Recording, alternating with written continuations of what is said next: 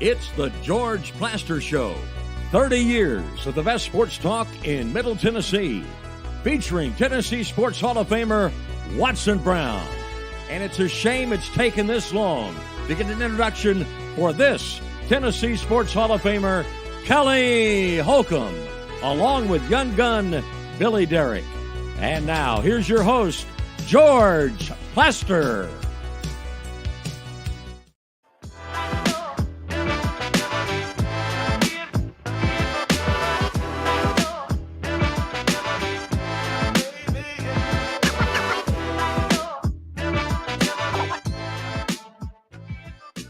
Hello again, everybody. Welcome in. It is a beautiful Thursday, which it makes it day 4 of the craziest sports talk week I have ever been a part of. I've never seen anything quite like this. Huge story after huge story after huge story just keeps rolling in. Let's go to Murfreesboro. Get it started. Say hello to Kelly Holcomb. Kelly, how are you?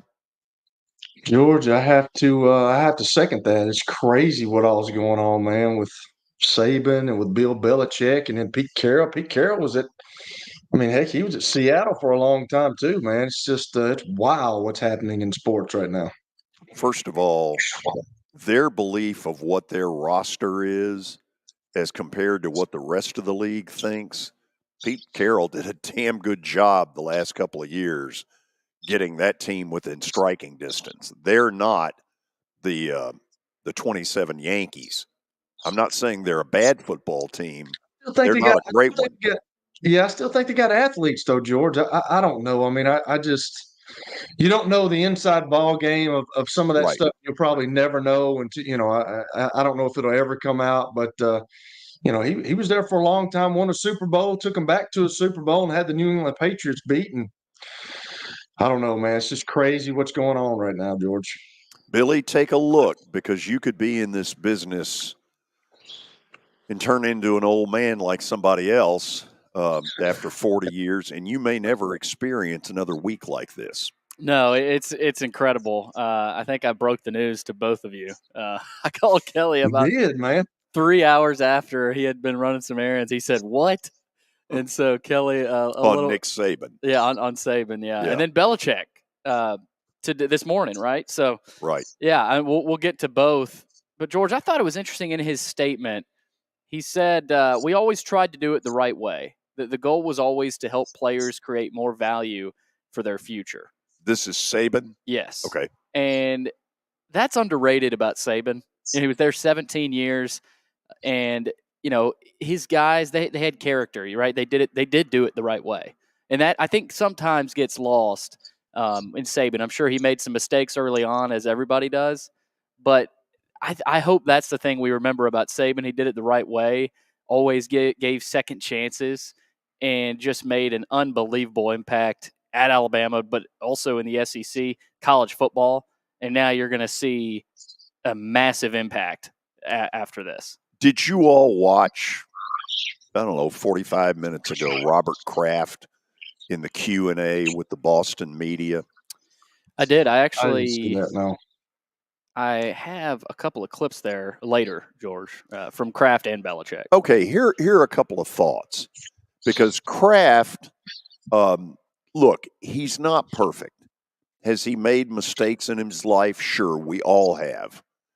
That said, he came across, for me, as very genuine.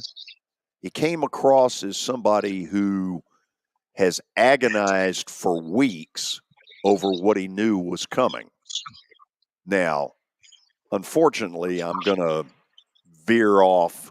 Maybe you've forgotten, but we've had some stuff go on in our city the last few days. The Patriot organization had an owner who thought it was important enough to ask the media to stick around 2 hours after the, Bill Love Fest for a couple of minutes earlier this morning. He asked them to stick around, and then he took about 25 minutes worth of questions, some of which were very good questions. Up front, I want to support Amy Adams Strunk, but I'll be damned if I'm going to support this run and hide crap that we've got going on here. Okay, when she decided to be an owner and get in the big leagues of all big leagues, the NFL, Kelly, there's a responsibility here that she's just running and hiding from.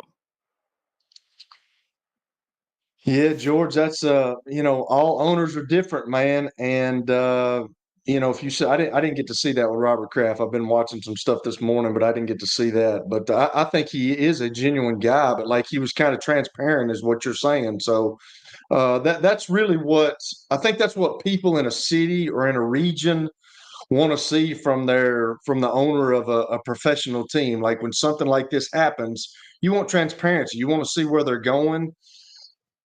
I don't know, man. That's a tough gig because you've been a Titans guy. You've been here for a long time. I played for other teams. I've seen it.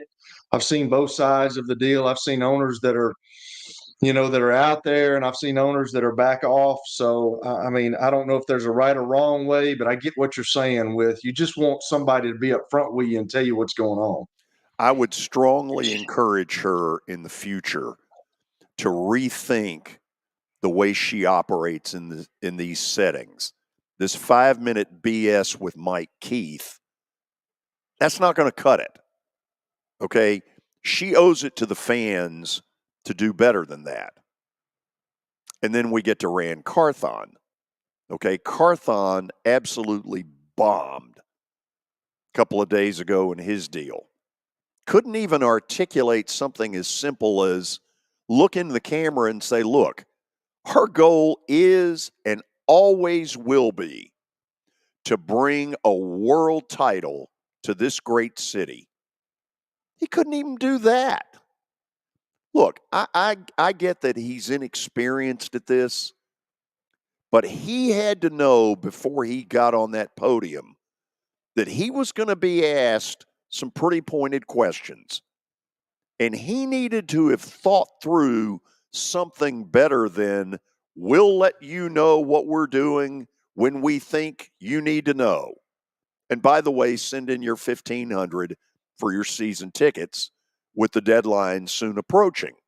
Okay? Now, let me say this. They want us as Davidson County taxpayers to foot the bill on a new stadium.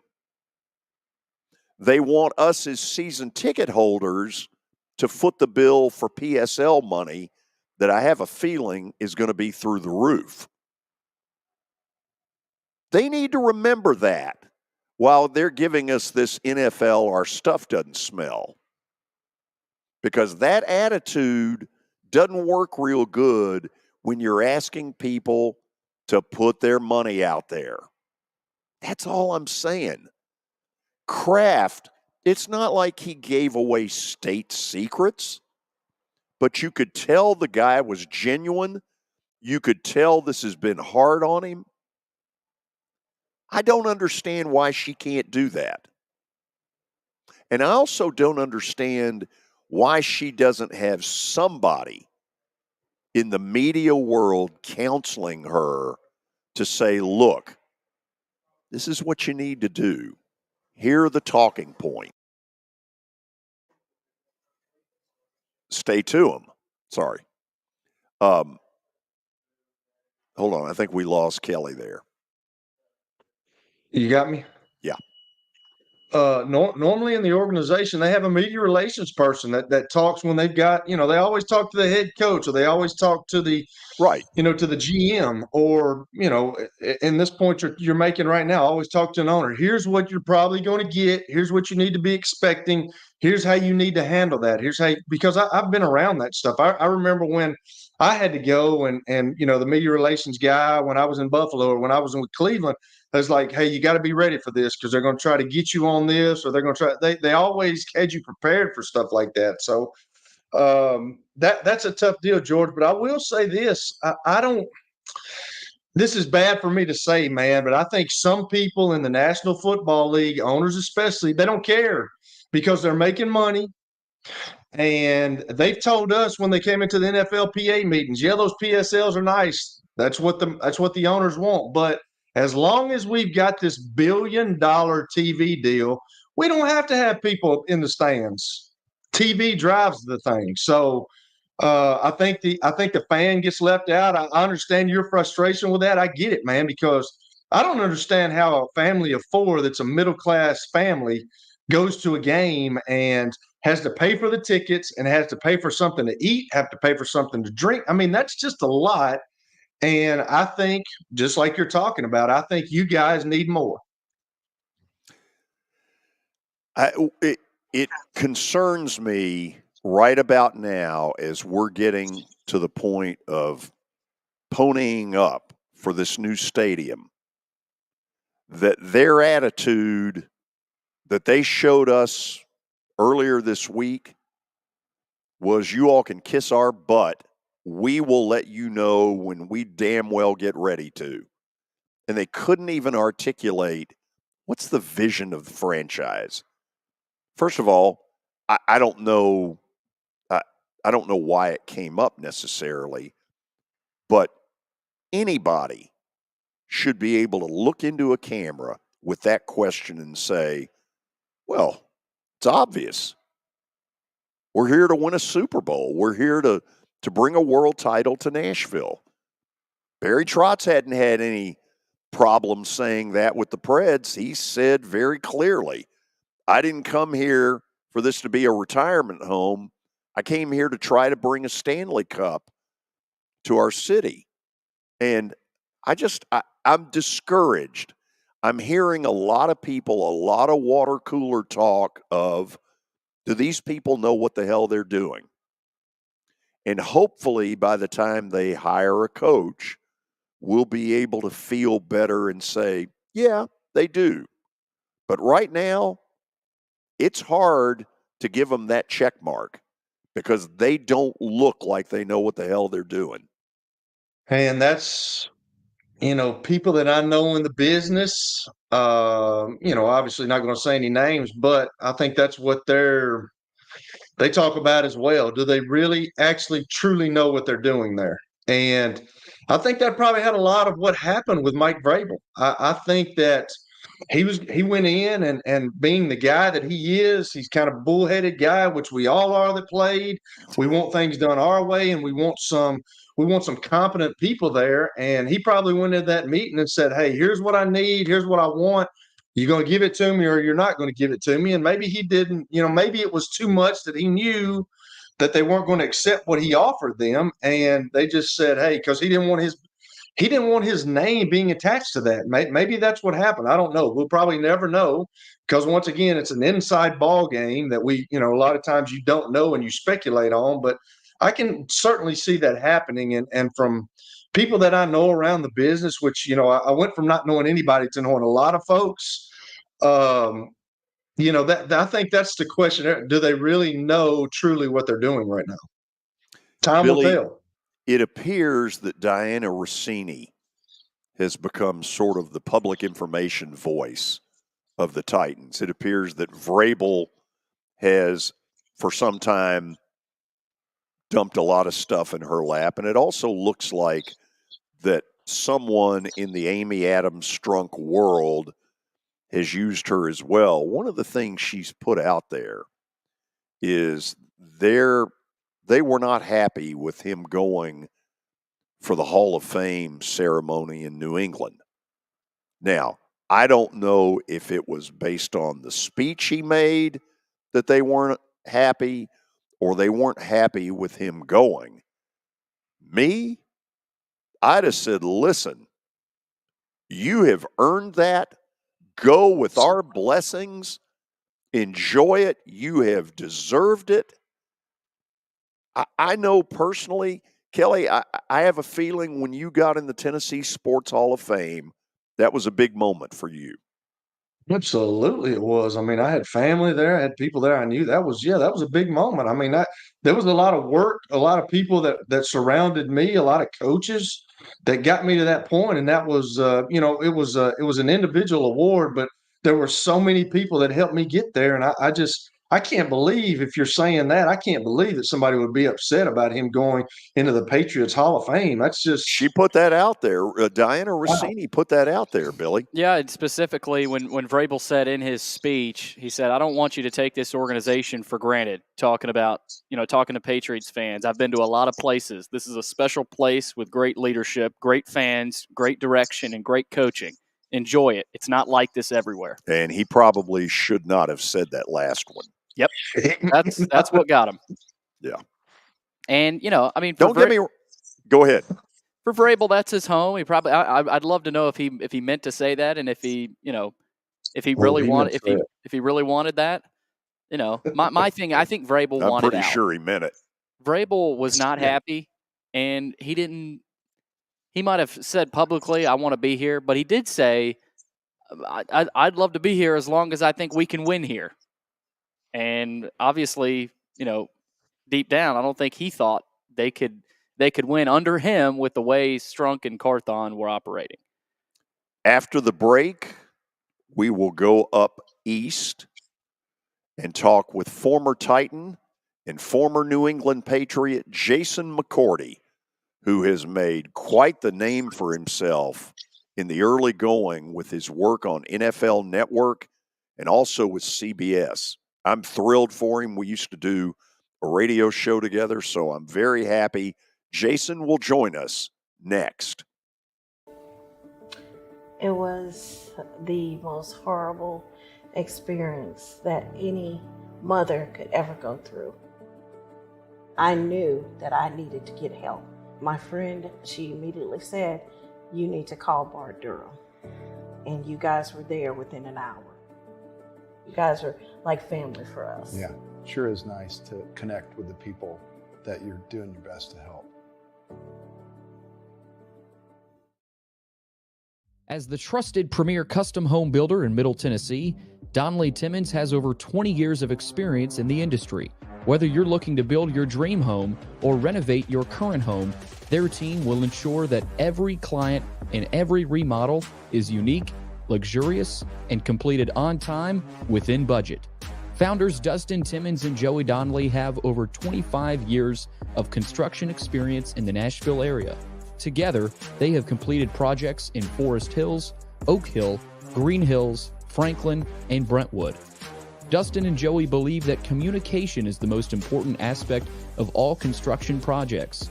Therefore, they personally manage each project themselves and are involved in job site activities on a daily basis.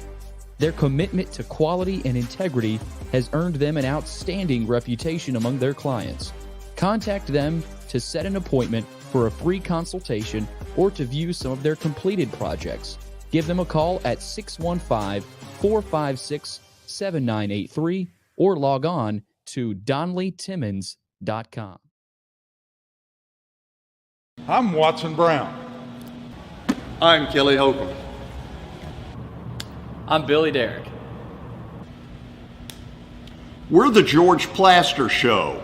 We've been Nashville's best sports talk for the last 30 years. And you know what? We still are. Catch us live weekdays from 2 to 4 p.m. Central Time in Nashville on YouTube, Twitter, and Facebook.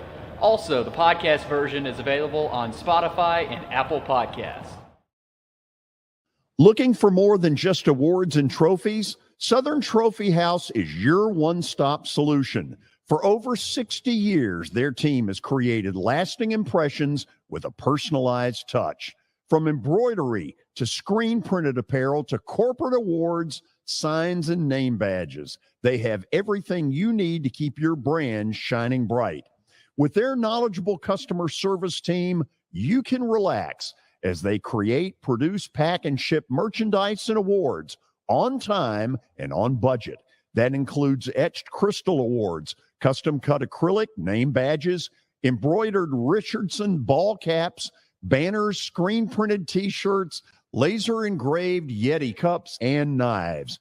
Recognize your hard-working team from Southern Trophy House, where they do their best to help you recognize your best. Located at 2705 Nolensville Pike in Nashville, give them a holler, 615-256-7295. Visit SouthernTrophy.com, Southern Trophy House, for all your personalization and recognition needs.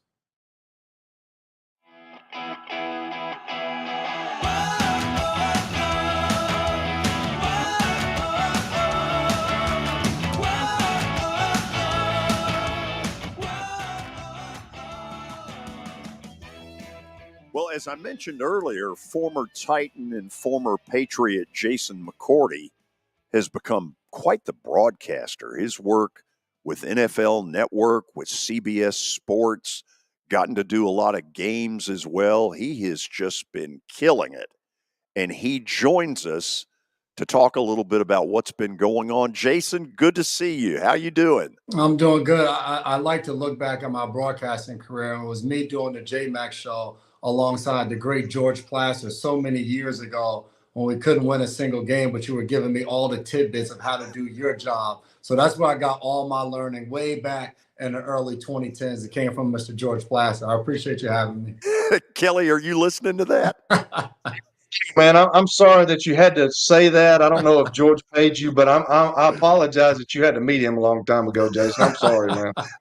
Gosh, that's so bad. Jason, ignore Kelly Holcomb.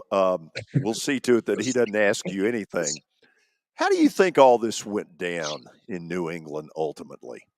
I think exactly what they said over the last, I guess, when that game ended on Sunday. It was conversations alongside Bill, Robert Kraft, and Jonathan Kraft. And I think that came of what both sides thought should have happened, could have happened, and then the way they see things moving forward. I think there might have been things that Bill said where, hey, I think these are the things that were needed. I think these were the mistakes. I think along that way, the Kraft family probably didn't all the way agree on what that was and what it looked like moving forward. I think that was the biggest thing. You can't deny how great of a coach Bill Belichick has been, the success that he's had, 6 Super Bowls there in that organization. I think there's a ton of mutual respect and love for both sides, but I think they both ultimately decided that I think it'll be best to move in another direction. I think the Kraft family looks at right now as a unique opportunity with probably other coaches that are available that are younger to possibly take them into the future.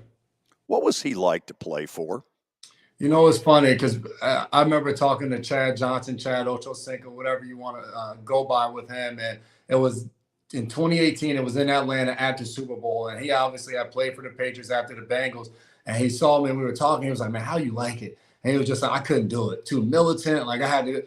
And for me, I was just like, yo, I love it. And I had spent 8 years in Tennessee. I go to Cleveland for a year. And the thing with Bill was, Bill didn't care what you wore to meetings. You could walk into meetings with a hoodie on, holding your iPad, hoods on, you're sitting all the way in the back. And the funny thing about his meetings, you would think like there you had to show up to meetings 5 minutes early, be seated in your seat. You weren't late to a meeting. If it started at 8, no one was late until it was 8:01. So you could walk in the meeting directly at 8 o'clock. Bill could be standing in front and you walk right past him. He's just going to say good morning to you. And I've been other places. I was in Cleveland where we had to wear brown shorts, a great brown shirt. Everybody had to wear the same exact thing to every single meeting. Bill didn't worry about the things that had nothing to do with football. So yes, he was hard on us. Practices were tough and all of that, but it was consistent. And the focus was always, what do we have to do to win the game? I may not be asking you a ton of questions about your personal life and all of those other things, but when we clock in, it's all about finding ways to win football games. How much do you think Kraft has agonized over this?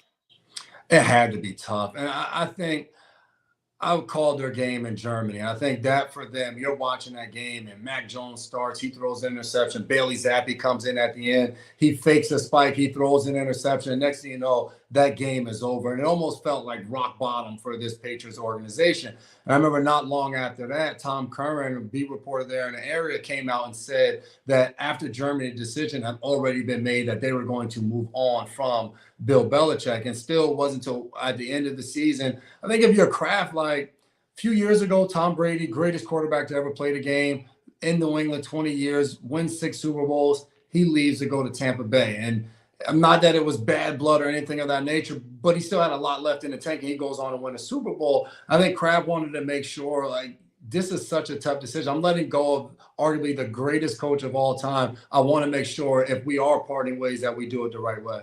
I got to ask this, and I'm sorry I don't know it. Were you a part of it when Brady left? Yeah. So I got there in 18. We won the Super Bowl, and we come back in 19. And in 2019, we have the best defense in the NFL. We're number one. We're absolutely rolling. That was the Sam Darnold game. He's seeing ghosts and all of those different things. And you remember the start of that season, Brady's receivers were Josh Gordon, Julian Edelman, Antonio Brown, and Demaryius Thomas, rest his soul. Those were the 4 wide receivers that we started the season with once we got Antonio Brown over there. As the season progressed, we ended up trading away Demaryius because of the other guys we had. Edelman ends up playing through injury. Josh Gordon suspended, and then end up releasing Antonio Brown. So I think the frustrations for Brady not having guys around him. The end of that season, it was Gunnar Olszewski, N'Keal Harry, Jacoby Myers was undrafted rookie at that time. I think that ultimately led to him leaving and finding, obviously, what was a good situation, a good scenario.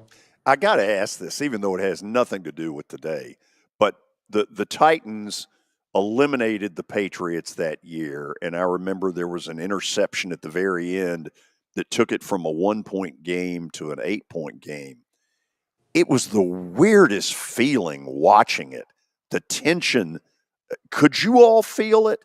Yeah, you definitely could, because that was the first time. Remember all the talk from the offseason. That was the first time that Brady went into a final year in his contract. Like that just didn't happen because he was always extended. There was always something that was done prior to that year. So if you're mentioning Logan Ryan gets that pick 6, which ultimately ends that game. And right away, all the questions became, is Jarrett Stidham going to be the starting quarterback next year? Because what is Brady going to do? Because for the first time in his career, he now had the option of whether he wanted to stay or whether he wanted to go and be able to test free agency. So you definitely felt that tension. And that year, I mean, we were absolutely rolling. I think we started the season 8-9-0. We go up to Baltimore and Lamar ran all over us. But that season very much felt like we had a chance to repeat, especially with how well our defense was playing. But we just never could piece it all together. And then obviously, that next year, Cam Newton was our starting quarterback.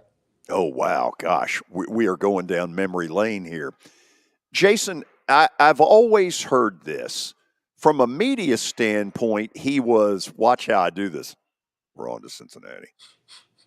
But I hear for people away from Patriots Central at Celtics games that it was a totally different Bill.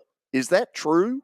Yeah, the way Bill looked at a lot of those different things in media and being that you had to do it was, I just don't want to give anybody a competitive advantage. And I don't need to share all of these things, but I got a chance to do the production meeting with him in Germany. And I remember asking him a question about like who the starters were going to be. There were question marks about J.C. Jackson didn't make the trip. And he was just like, Jay, we don't do starters here. I'm like, Bill, yeah, we do starters. I remember being told I was a backup at a given time.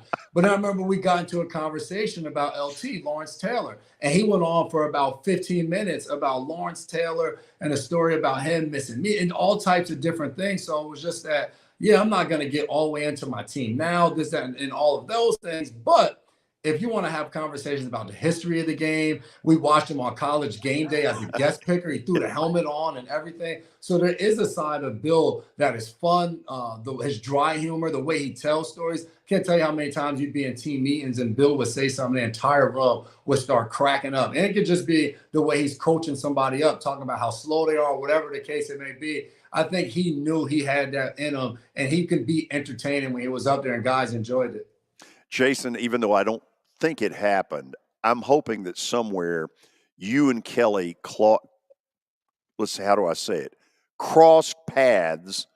And what I really hope is that you pick sixed him and then slam the football in his face. I got pick 6 by some guys. I don't think we did though. What year was your first year, Jason? 09. Yeah, I was done, man. My last year was 07. So yeah, I'm an older fella now, man. It's I started back in 1995 and I finished in 2007. I was with the Buffalo Bills and we had the Patriots beat one night, and then they called a pass interference on an offensive pass interference on my man Eric Mose when we was going in for a touchdown. So I got hosed up there. But I didn't realize you played in Cleveland. Where did you live in Cleveland? I lived in North Royalton when I was there for got you. For those 6 months when the season ended in January. I'm not gonna lie. first thing smoking back to Nashville to go back to the house. So that was the year they were doing the perfect parade. All the fans were for the 0-16 season. So yeah, it wasn't memorable to football. Oh yeah, man. I stayed in Cleveland. I enjoyed Cleveland, man. They love the game of football. But you were on the south side. I was up towards the lake, so I didn't realize you played for Cleveland. But let me ask this, because I've talked about this. You know, when I had teammates, just like you talked about Chad Johnson, I had teammates that some loved it and some hated it. And you know, Chad said he didn't like it. You loved it. But my deal is this, with all these new kids coming out now, I mean, do you think that kind of went into the decision? Because some of these kids now are entitled, and I don't know if that coaching style, you always hear about the Patriot way.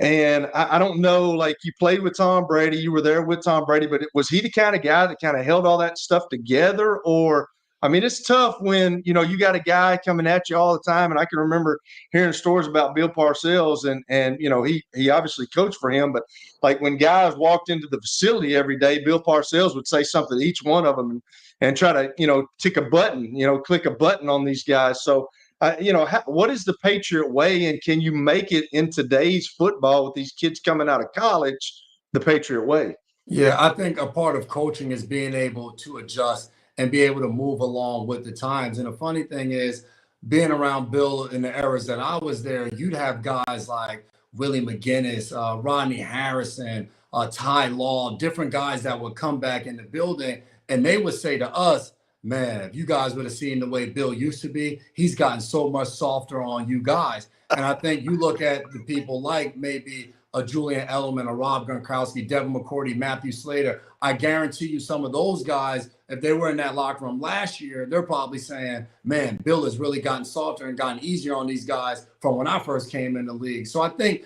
that's a part of it. I think you look at Bill and we look at this strict one way and the Patriot way, and it's this strict and this, that, and all of those things. But I think there's elements of that, but I do think there's elements of growing. I think for the Kraft family, some of it had to do with, all right, we haven't developed over the last few years, and we want to have a coach maybe here where if it is a young quarterback that we're drafting with the third pick of the draft, we want to have a coach that can kind of grow him up over possibly the next 10, 15 years of his career. So I think some of that factored in as well. But a lot of it is Kraft and Jonathan and RKK, they have a high standard. They want to win championships. In the last few years, the Patriots and their roster, when you look at it, it hasn't been that. I think it's like since 2017 or 2013 or something like that, they haven't re-signed any picks from like the first 3 rounds. So when you look at beyond just the X's and O's on Sundays, when it looks at the draft and personnel and all of those things, remember in 2021, after a rough year, they went out and paid a Bolo, Jonnu Smith, and all of these different guys, Hunter Henry, and Kraft emptied the bag, and it still didn't work. So I think that's where some of the question marks, and hey, every great thing has to come to an end at some point. So me being a QB, I got to play with Peyton, but just tell the viewers, like, what was it like playing with Tom Brady? What just his mentality, his work ethic, what was it like? Man, you got to witness greatness every single day. And I tell people all the time, when you talk about a tremendous leader and you ask about glue and keeping things together, the time I was there, Matthew Slater, Devin McCourty, those were the guys that would galvanize and grab everybody or be in some. Tom Brady, though, was the guy that when your best player, you mentioned being hard on players, when Bill can go hard at Tom in meetings and Tom accept it and grow from it, I mean, that speaks volumes of anything any leader can stand up in front of the room and say. But what I loved about Brady so much, I remember that was after we won the Super Bowl in 18 and we come back in 19 and we're going through OTAs and all of that. And Brady didn't do off-season workouts, but then we'd have our mandatory minicamp. And he came back and Gronk came back. And our defense was really good at 19. So in the offseason, we're out there and Brady comes back. And literally the offense and the defense, well, just the defense and Brady were cursing each other out across the field. And then we get into practice. I remember one day we're doing one-on-ones and Gilmore goes first. He intercepts Brady. J.C. Jackson goes second. He intercepts Brady. I go third. I intercept Brady in one-on-ones. He pulls the receivers aside and just starts going off on all of them. His level of greatness and what his expectation were for all the guys around him, everybody's level just raised as soon as he walked in the room, because it wasn't just what he did out there on the field. His preparation, his knowledge was unmatched of anybody that was going to be in that building. So, with what else happened with Bill Belichick, will there ever be anybody to duplicate what he did, man? The guy went to 9 Super Bowls. He won 6 of them. I mean, can you ever see anybody doing anything like that again? I don't think so. I think in today's culture, like, are we going to get somebody that has an opportunity to stay with a franchise for that long, 24 years? I just don't see it happening. And I tell people all the time, because obviously the conversations around Belichick now are like, well, Brady left and he wasn't able to win. And I challenge guys. I'm just like, well, look across the league of some of the greatest quarterbacks we've had, whether it's Peyton Manning, whether it's Aaron Rodgers or Drew Brees, and some of the great coaches they've had, Sean Payton, Tony Dungy, all of those guys. Nobody made 9 appearances and won 6 of them. So I just think that level, it takes a crazy commitment. You can throw Pete Carroll in there as well. To be able to do that, I think it'll be unmatched. I don't think we'll see that again. 24 seasons is just unbelievable. Even for the Kraft family, they only have 3 coaches there since they've been in ownership. It was Parcells, Pete Carroll, and then Bill Belichick. So this is such uncharted territory for so many people. Fascinated to see how it all unfolds. Oh, this will be my last question, because I know George is getting antsy. I can tell by his face he's getting Oh antsy. no, I've got to cut. Well, he knows what's coming. He's going to But handicap who's getting this. I gotta ask a football question here, because he's in the broadcasting position, man. I'm so sick of the flags. I know you're a DB, and it's gotten outrageous, man. When you get some of these crews, I mean, there's no rhythm to the game. There's no continuity at all. They're calling way too many flags. And I'm a quarterback. I like them, staying off the quarterback. But at some point, you got to let them hit the guys. That's part of the game. And then at your position, man, y'all can't even touch a receiver. It's getting to the point that it's absurd to me. What's your views on that? Because I'm so over all these flags. I would say the toughest thing from watching it from a fan's perspective, but also spending 13 years of playing in it, the saying that we would have before the game, our DB coach would always say to us, all right, today we're going to do business as business is being done. And it sounds like such a good saying, like, yeah, that makes sense. But it's almost sad in a sense of you go into every game, you have no idea how it's going to be called. Because to your point, where you can't touch a DB, but then you'll watch a game like the end of, say, the Chiefs and Packers game, and Marquez Valdez-Scantling gets somebody jumping all over his back to deflect a pass, and then there's no flag. So it was so hard on a week-to-week basis to know, all right, what can I do? What can't I do? Because each week it could change. If you're talking about roughing the passer, you can see a quarterback like Justin Fields gets hit and there's no flag. And you're like, all right, well, that's the way it is. And then next thing you know, another quarterback goes and it's an even softer hit, and then there is a flag. So I think that's the part of it. And I know there's a human error element to it all, but I think the lack of consistency when it comes to some of the flags and some of the officiating, that's what makes it tough. To be a fan, to be a player, anything in between, that's the hardest part about it, because there's always going to be mistakes when it comes to being a referee. There's nobody that goes out there and plays a perfect game as a player, but you want to see it be as consistent as it possibly can. Okay, now to the bombs. Is Gerard Mayo ahead of Vrabel in your mind in this search? I would say I left Germany, and I felt like from being around that building and being around a lot of the people there, I was like, Gerard Mayo is the guy that I think is in waiting. Last year, you think about it, he had head coaching interview opportunities that he turned down to stay with the New England Patriots. And I think that was in mind of, all right, if and when Bill decides to move on, I'm the guy being groomed to take over. I look at Vrabel as kind of the wild card. George, I had talked to you earlier in the week, and I'm like, no, I mean, Vrabel's not leaving Tennessee. He's going to be there. This guy's been to he's been to the playoffs 4 out of his 6 times. He's been in the AFC Championship game. He's had a ton of success. Well, they always talk about him as one of the smartest coaches in the NFL. And next thing you know, Vrabel's available. So if I had to guess, I would say Vrabel's ahead, because proven record. He's been the head coach. He's done things.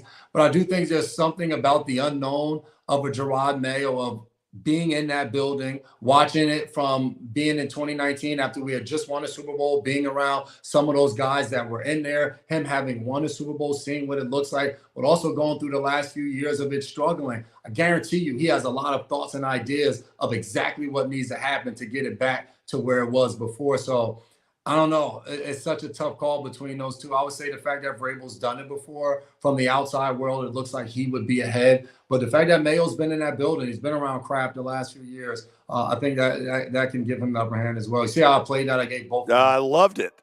I loved it. Very, very political. So who should the Titans hire? Wow.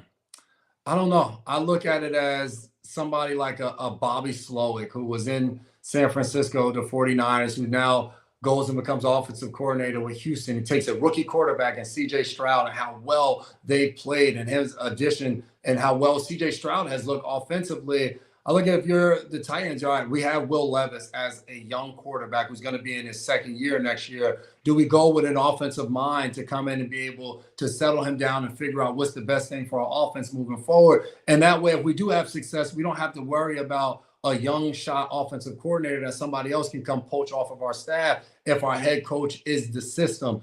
Rand Carthon is from the 49ers, so maybe there's some ties there as well. I just kind of going off the top of my head, I say a Bobby Slowick, but I don't know. There's so many candidates that you'll look at and say, all right, what about this guy? What about that guy? Ben Johnson, obviously, in Detroit is going to be one of the hottest names. Dan Quinn is the guy that was a head coach in the Super Bowl with the Atlanta Falcons. So there's so many names that will come up. Raheem Morris, defensive guy that's out with the Rams, have had a ton of success. E.J. Averill was one of the hottest names before he became the defensive coordinator with the Carolina Panthers. So the tough thing now is, if you're a Titans fan, you open it up and all you see is interview. You see so many guys getting interviewed. It's so hard to narrow it down because there's still so many coaches that they can't even have those in-person meetings with because they're still in the playoffs. And then there's other guys that are outside looking in. So it's so tough to put on because obviously Vrabel was a defensive guy and you saw success there, but it still feels like the wave of the NFL right now is getting an offensive younger coach, even a Callahan in Cincinnati as well, who's had a ton of success with Burrow and then Browning when Burrow got hurt this year. You named 46 people in that. You saw, so imagine how hard it is for the Titans to narrow it down because it's just, you know what? I had somebody say to me, they were like, Bill Belichick was born in Tennessee. It was like, this sounds like the perfect reunion to bring Bill back. You can find any tie and put a coach in the spot and say it makes so much sense, and you can sell everybody on it. And then Rand Carthon and Amian, they weren't even on our list. So it's just like, this is what we do. We just plug and play. Kelly, here's what I know.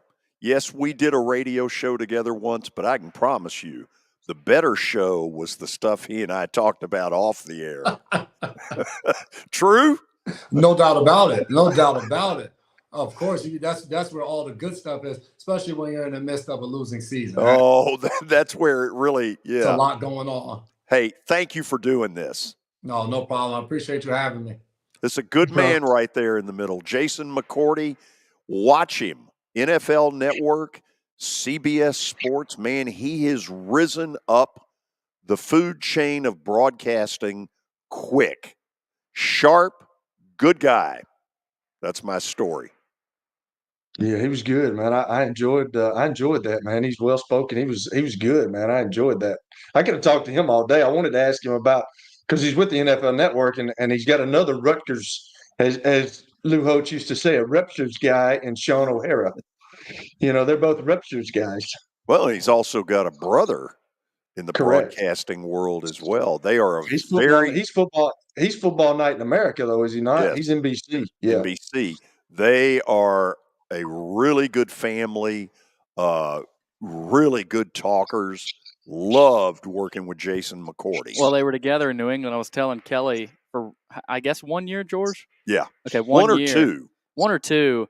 And, if they were competitive there, they probably still are now in broadcasting to see, Devin's at NBC. Jason's probably trying to find a way up there too, I would guess, just for the compete factor. They do great commercials together. Yeah. After the break, more NFL talk. And then at 3:20 today, we'll get into Nick Saban. Been hearing it for a long time, but when you really hear it, it's a shock. Stay tuned. Hit After Hit has become the baseball store in Tennessee. They have over 1,000 different models of gloves and over 1,500 wood bats. They also have several Iron Mike pitching machines as well as a Hit Tracks machine. If they don't have it, you probably don't need it.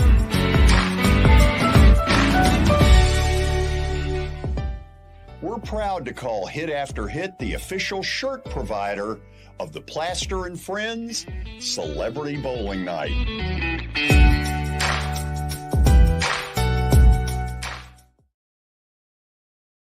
Forget the fact that Sir Speedy Music City is owned by my BGA classmate James Warren. Their work stands on its own merit. James and his staff do incredible work, as evidenced by the huge banners at the Plaster and Friends Celebrity Bowling Night. If you're looking for quality to help your marketing and business communications, and you want it at a reasonable price, these are your folks. Call them at 615-832-9511 or go to print at sirspeedymusiccity.com. And be sure to tell them Plaz sent you.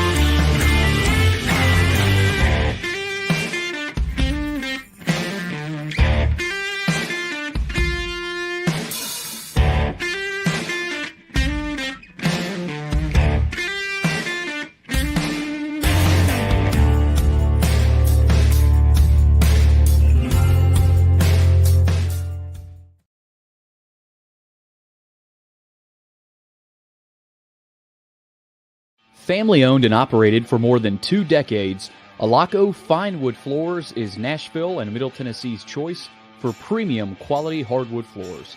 Since 1995, Jimmy Alaco and his army of employees have embodied the approach of taking pride in one's craft and providing superior customer service, growing from a one-man shop to a team of 23 professionals who share the founder's passion for quality craftsmanship and customer satisfaction. If you are interested in contacting them, you can find their headquarters at 2505 Winford Avenue in Berry Hill, or give them a call at 615-356-0303. Again, that's 615-356-0303, or log on to alacofinewoodfloors.com. Alaco Fine Wood Floors, serving Middle Tennessee's hardwood flooring needs since 1995. Over the years, more men have started to seek help for hormone deficiencies and imbalances, and Dr. Jeffrey Lodge and wife Daphne, along with their experienced staff, give men the treatment required to improve their quality of life, improve your immune system, energy level, cognitive function, and more. There's no better time to achieve a healthy lifestyle. What are you waiting for?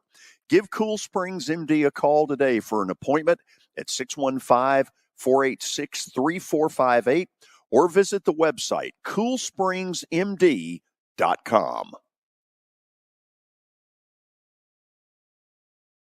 For over 35 years, Wilson Bank & Trust has been committed to providing customized banking solutions to help individuals, families, and businesses in Tennessee achieve their goals. As your full-service community bank, we are proud to offer loans with competitive rates, local decision-making, and fast, friendly service from our experienced lenders. No matter where you are on your financial journey, Wilson Bank & Trust is ready to help you take the next step. Visit your nearest Wilson Bank & Trust office or online at wilsonbank.com to get started today. Member FDIC, Equal Housing Lender.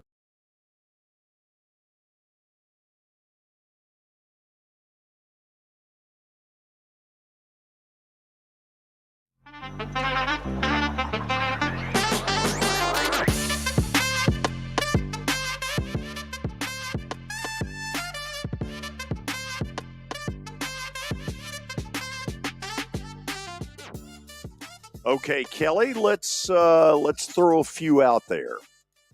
Okay. Bill Belichick is 72. Yep. Remember that as I ask this question. Is the market for him, now that he's a free agent, Is his door going to get knocked down? Is he going to get nobody that's interested? Somewhere in the middle? What do you really think? That's tough, George. I mean, the guy has won so many ball games, and I think he's probably. I think there's going to be people calling him, yes, but I think he's going to be very selective because he knows that he's either got to get a quarterback, which I don't know that he wants to. Maybe his time's short. I mean, he is 72 years old, like you said. He's still got some games left that he obviously wants to win to take over. Maybe that's his goal, to become the winningest head coach in the National Football League. I think you have to do that. Maybe he's not willing to do that with a young quarterback. Maybe he is. I don't know, but I think you have to have a quarterback in place wherever he goes. And if not, he's going to have to go get one. He's going to have to draft one high. He's going to have to draft a Caleb Williams type guy. Yeah, I think people's going to be looking to that. And I'm going to go back to what I said, though. I mean, just like Jason said, but he also said that he's gotten a little more lenient over his as he gotten older. So maybe that's a good thing for, when you're going into these interviews and these owners are asking, we can't coach kids the same way we did 20 years ago. And he's gotten on the little bit easier side. So maybe that's a help for him. But I just don't think that Patriot way is for everybody, and especially nowadays, and especially if you don't got a guy behind center that can win you games. I think he's going to be very selective, and I may be wrong, but I think people will come after him because of what he's done. I mean, there's going to be no other Bill Belichick ever, I don't think. Billy, listen to this question closely. Okay. Is there a playoff team? Because there are going to be 6 of them at the end of the weekend that lose. Is one of the 6 going to look around and go,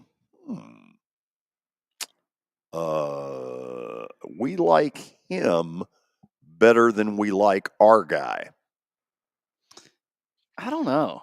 I mean, how coveted do y'all? I know, this might be a stupid question, but how coveted really is Bill Belichick? I don't know that. I mean, I don't know that, guys. I really don't. But I think if you're asking one of the teams that have fired their head coach, I think Seattle. I mean, I think Seattle's got some talent now. I really do.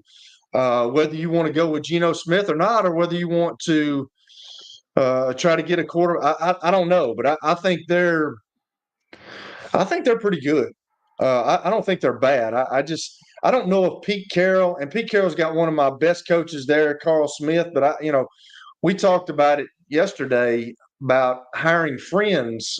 Sometimes that's not the best thing, and I'm not sure that that's what happened up there. But he won a lot of games there, and I think he had a pretty. I feel as though he's got a pretty good roster.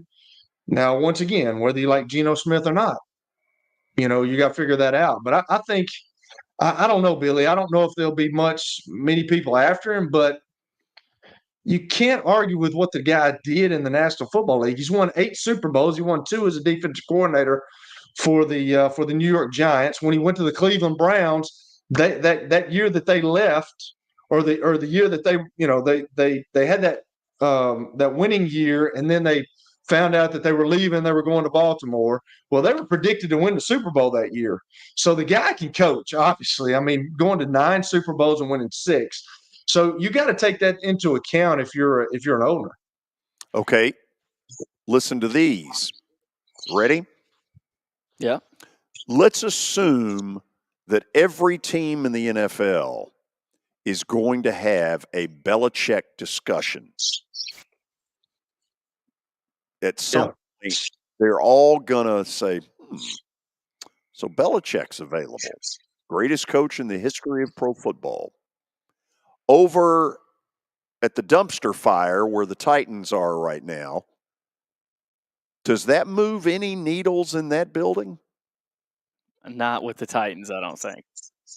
I don't see that either, man. I don't much see that. I really don't. I think they're going to go get a young guy, a young offensive guy is my thinking. Yeah, it's what it appears. But until today, it was rampant speculation. as of 8 o'clock this morning, it's official. Yeah. Official. You may be right. I don't know. You know. never know Look, what the people. Yeah, you never know what the people in the front office are thinking, and they may. I'm sure you know they've talked about it. You know all these teams have talked about it. Absolutely, I think every team has talked about it. But I just I just think with Rand Carthon, with him coming from the tree of that organization, and with all those young guys that are doing well in the National Football League right now, coming from Mike Shanahan, I think that's probably where they're going to go. If you're the Falcons, I really look at Belichick. You don't have a quarterback in place. So why would he jump back into that? Well, I'm just saying if he doesn't have a quarterback. I'm just saying from the Falcons' perspective. I think they ought to offer him the moon. I mean, I'm backing the brake truck up for Belichick. But what you say, George, I think the Chargers for Belichick is probably the better fit. You have a franchise quarterback in place. That's a good that Chargers team. I still think is really good. Staley, I thought did a lot of damage. They've got defensive freaks over there.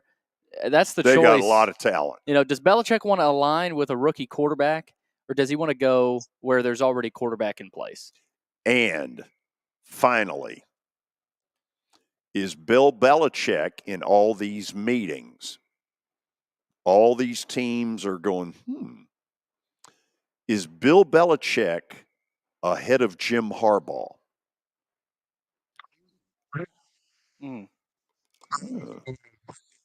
That's a good question. Good stuff, Good question. Yeah. I don't Jim is such a hot topic right now. Yeah. I'm gonna say no. See, I wonder if Belichick hitting the market makes it harder for old Jimbo, and that maybe he has to stay at Michigan because nobody bites. Don't know, just speculating. Yeah, no, that's a really good question, and I don't know what is the young quarterback, what is the JJ McCarthy kid going to do? Is he going to stay or is he coming out? I mean, I think that has something to do too, because that might be a situation where you have to ask if he comes back for another year. Harbaugh's already said he's the best quarterback ever to play at Michigan, so I mean he might think about that as well, because every year you're going to have coaching turnover in the National Football League, and if he can go out and he's got the quarterback that he wants, and he can win another national championship, and then he can come out. I don't know. We'll see. COI, Committee on Infractions. Okay. We're late to the 3 o'clock break. Who cares? We'll come back. We'll probably bomb on stat of the day. And then we're going to plagiarize from the worldwide leader. Stick around.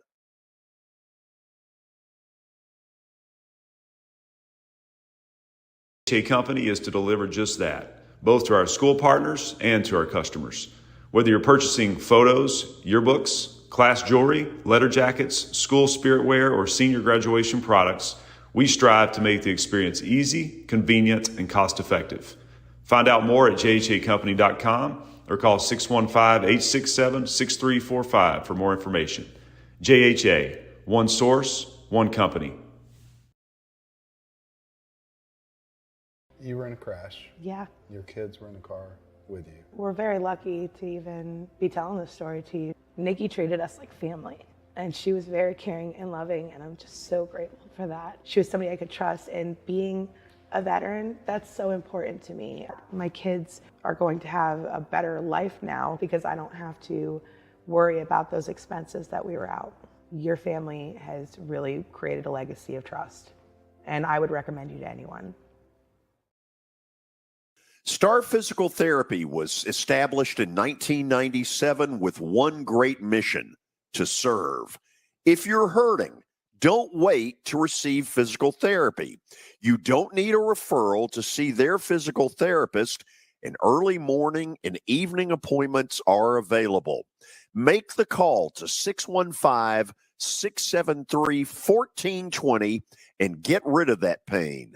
Star Physical Therapy, the official health provider of Football Friday. Venture Express has been helping people in this area for more than 40 years. They're headquartered in Murfreesboro with over 30 years of dedicated fleets involving production, manufacturing, and corrugated experiences. They're an asset-based company with over 700 tractors, 4,000 trailers, and 800 drivers. If you need their help, dial them up 615-793-9500 or log on to ventureexpress.com.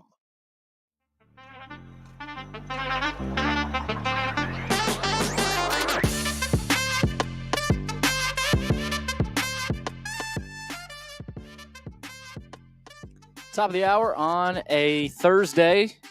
It's time for Stat of the Day, brought to you by John English Antique Sports and Cards. You can find them out in Shelbyville.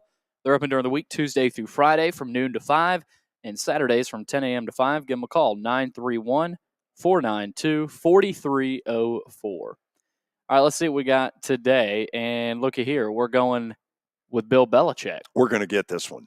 Belichick won 266 games over the course of 24 seasons. Who is the only head coach in NFL history to win more games with a single team in their coaching career? Okay, Kelly, could it be George Halas? Yeah, absolutely. Okay, let's just hold on to that one for a minute. I don't think it's Lombardi, right? He wasn't there long enough. Yeah, right. For it to be. Now, Tom Landry is a totally Maybe. different story. Landry, Yeah, George Halas. Landry was 60 to 89. So that fits the bill right there. I mean, Don Shula he wasn't Baltimore and Miami. Baltimore and Miami. Okay, we the people. I think it's Halas. We the people believe Halas or Landry. Shall we look? George Halas. Nice, George. You know what, Kelly? I say we give ourselves at least a point. That's right. At least a point, maybe least. more. So we now Halas. officially are into the 3 o'clock hour. Who, by the way, Mike Ditka once said, let's see, spins nickels like they are manhole covers. So we're officially into the 3 o'clock hour, and we are plagiarizing. I'm stealing from ESPN a deal that they have done for years, which is the confidence level of their expert as far as the quarterbacks that are remaining in the playoffs. Okay, so you've got them both up there. Let's start with the NFC because there are some surprises there. Explain yourself. Clearly, you're going veterans. You trust veterans in your poll. Well, clearly. I mean, Matthew Stafford's been there, done that. He's won a Super Bowl. I mean, he's playing his old team, his former team. He's won the Super Bowl. Jared Goff had a really good year. He was let go from the Rams. He came to the Detroit Lions. He's helped Dan Campbell turn that whole situation around. He's been to a Super Bowl as well. I think Jared Goff's a really good football player. He had some bad games in the season, but everybody does. That's part of playing in the National Football League and being a quarterback. You got to handle the adversity, and when you're playing a team that's getting a lot of pressure on you. I mean, sometimes you're not going to make the right moves. Jalen Hurts. Jalen's still kind of up in the air for me, but once again, he's been to a Super Bowl. He went there last year. I just think that he's turned the ball over a bunch this year. And when we were doing this a couple of days ago, I was thinking it's funny how Jalen Hurts kind of burst onto the scene.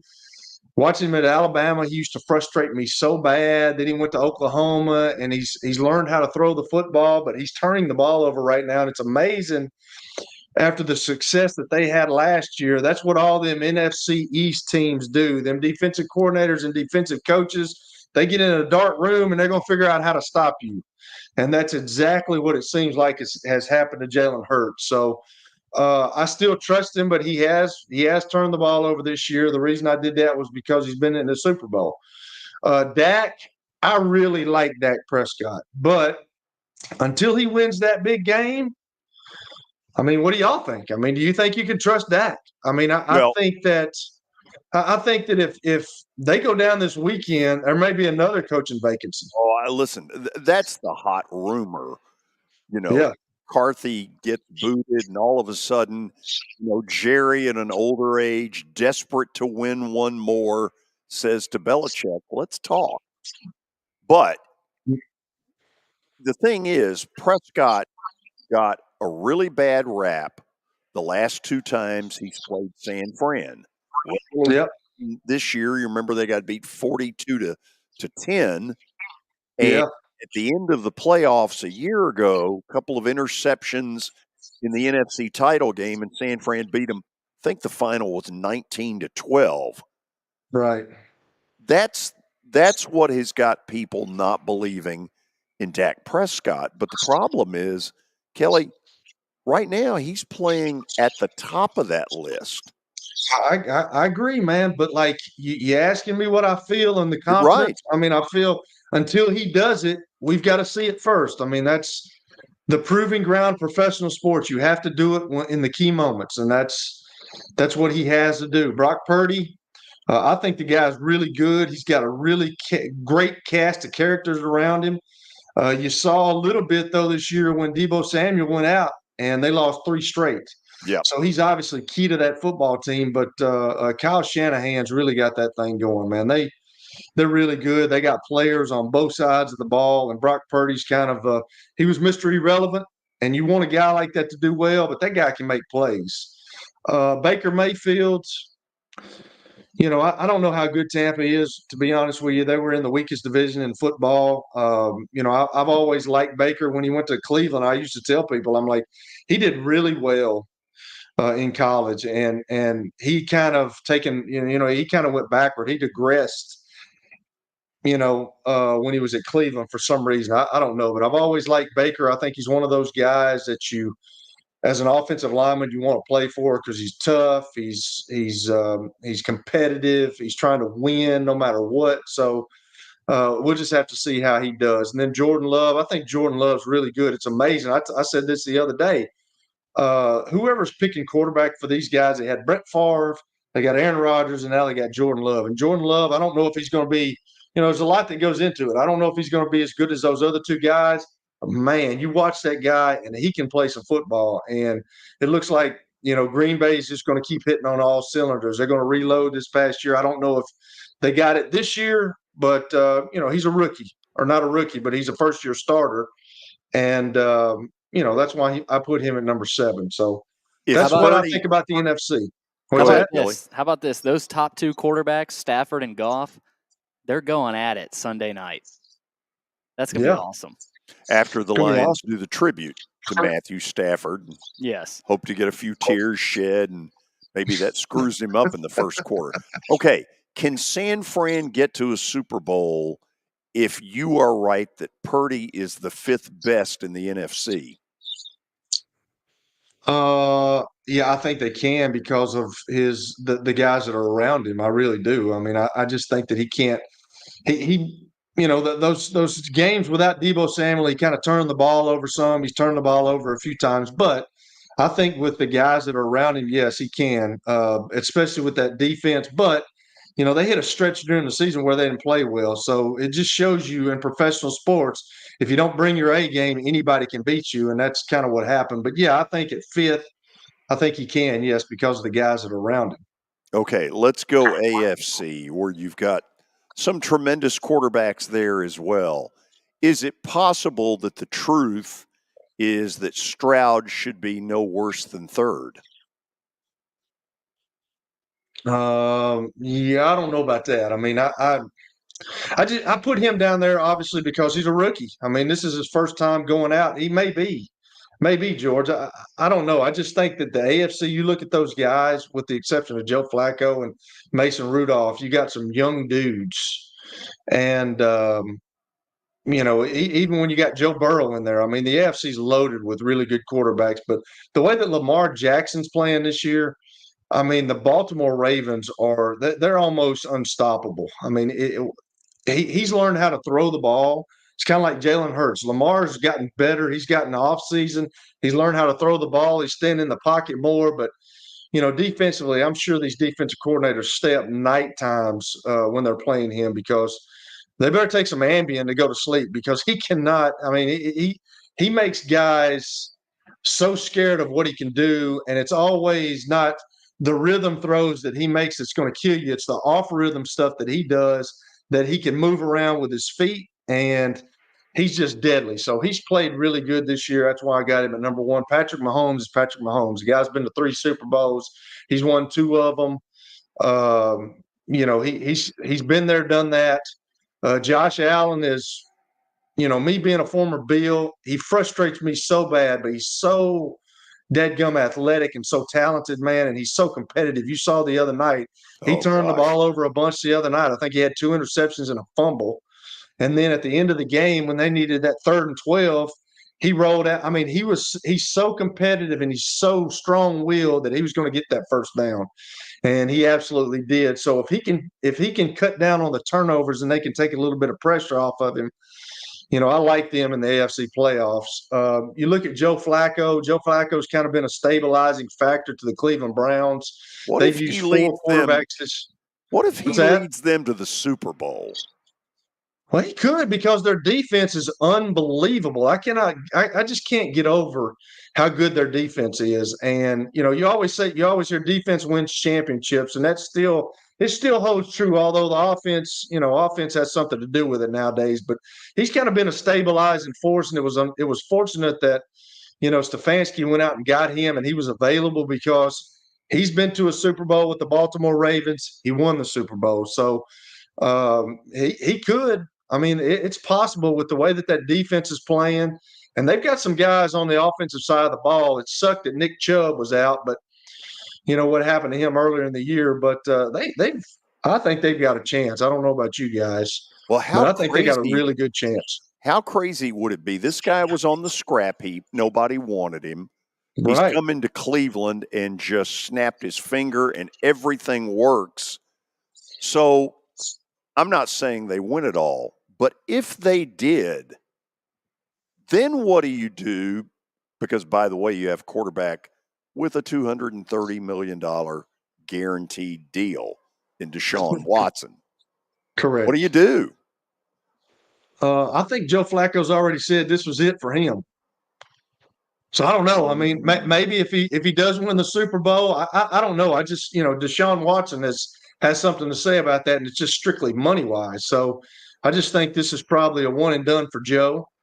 You look at the Miami Dolphins. Well, Joe too, Kelly. He's almost 40. I mean, he fell asleep on the sideline like that. Yeah, I mean, I get it. I understand it. I've been there, dude. I know.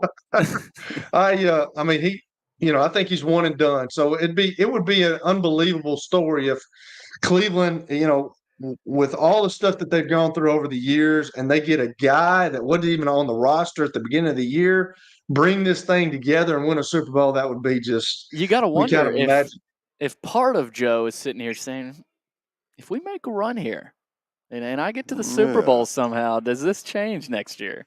Money, money, money. By the way, last thing on that list, Tua's going to play and the Dolphins are going to play in near zero conditions in Kansas City. That feels like the last team in the world that can handle it, because most of their home games are 75, 80, 85 degrees with a lot of humidity. Do you think that sinks them? I do think that sinks them. I just, everybody says, well, both teams have to play in it, but Miami gotten to go to, they're having to go to Kansas City, and they're talking about, I heard them talk about the other night that this might be the coldest game ever in NFL history. I mean, we had the Ice Bowl up there in Green Bay, but they're talking about it may be colder than that this weekend. Crazy. Yep. which is crazy. So, yeah, Tua hadn't been playing well either, guys. And I've always said this, and I've heard this from some people, but like if you take Tua's first guy away and make him start looking all over the place, he's not as good, which nobody's as good, but that he kind of gets zoned in on that one guy. And if Jalen Waddle doesn't play, man, they're already behind the 8 ball. They're going to be going to a frozen place. They're going to be going to the Patrick Mahomes Dome where they win a lot of games. They've won 2 out of 3 Super Bowls. So I just think, I think that's going to be tough for them. CJ Stroud, he's kind of like Jordan Love, first-year starter. He's a rookie. I think that guy's got a lot of really good days ahead, man. I just watching him play, and he's heady. He's smart. He can make every kind of throw you want. I think the Texans are going to be there for a while with C.J. Stroud. And then you got to love what Mason Rudolph has done. I mean, I really think, looking at it, I'm not sold on Kenny Pickett just yet. They brought Mitch Trubisky in, and, I've already said my piece about Mitch Trubisky. Yeah, I've already said my piece about Mitch Trubisky. But Mason Rudolph, last week when they had to win that game, and I know Baltimore didn't have anything to play for, and they were playing backups, but this guy, in the pouring down rain the whole game, set a Steelers single-game passing percentage record. He was 18 of 20 and 90% in a game that was pouring down rain. So I can see this happening. I can see Mason Rudolph. Now, maybe they go out and draft another quarterback. I don't know, but I can see Mason Rudolph getting a shot at the beginning of the next training camp at the starting, because he's playing really well right now. And they've rallied around him. And, you and Billy were talking about they might fire Mike Tomlin, and Mike Tomlin's 10-7 taking these guys to the playoffs. So it's really unbelievable what he's done over not only this year, but ever since he's been the head coach for the Pittsburgh Steelers. After the break, we get into Nick Saban's retirement at Alabama. Former Crimson Tider Mac Hereford will join us, and we will ask him the question. If it's not Dan Lanning, if it's not Kirby, if it's not, then who is it? Stay tuned. The George Plaster Show is Nashville's best sports talk, 2 to 4 p.m. Monday through Friday on Twitter, Facebook, and YouTube. There's a podcast version available on Spotify and Apple Podcast. As the trusted premier custom home builder in Middle Tennessee, Donnelly Timmons has over 20 years of experience in the industry. Whether you're looking to build your dream home or renovate your current home, their team will ensure that every client and every remodel is unique, luxurious, and completed on time within budget. Founders Dustin Timmons and Joey Donnelly have over 25 years of construction experience in the Nashville area. Together, they have completed projects in Forest Hills, Oak Hill, Green Hills, Franklin, and Brentwood. Dustin and Joey believe that communication is the most important aspect of all construction projects. Therefore, they personally manage each project themselves and are involved in job site activities on a daily basis. Their commitment to quality and integrity has earned them an outstanding reputation among their clients.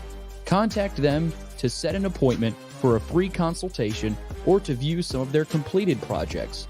Give them a call at 615-456-7983 or log on to DonnellyTimmons.com.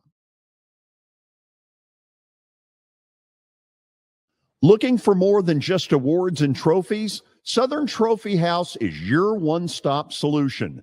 For over 60 years, their team has created lasting impressions with a personalized touch. From embroidery to screen-printed apparel to corporate awards, signs, and name badges, they have everything you need to keep your brand shining bright. With their knowledgeable customer service team, you can relax as they create, produce, pack, and ship merchandise and awards on time and on budget. That includes etched crystal awards, custom-cut acrylic, name badges, embroidered Richardson ball caps, banners, screen-printed T-shirts, laser-engraved Yeti cups, and knives. Recognize your hard-working team from Southern Trophy House, where they do their best to help you recognize your best. Located at 2705 Nolensville Pike in Nashville, give them a holler, 615-256 7295. Visit southerntrophy.com. Southern Trophy House for all your personalization and recognition needs.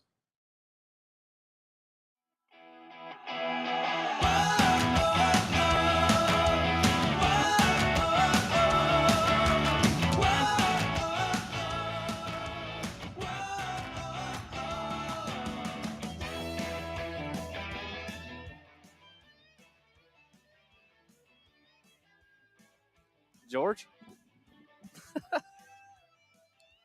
Yes. Hello. Anybody home? I was writing down names. I'll explain.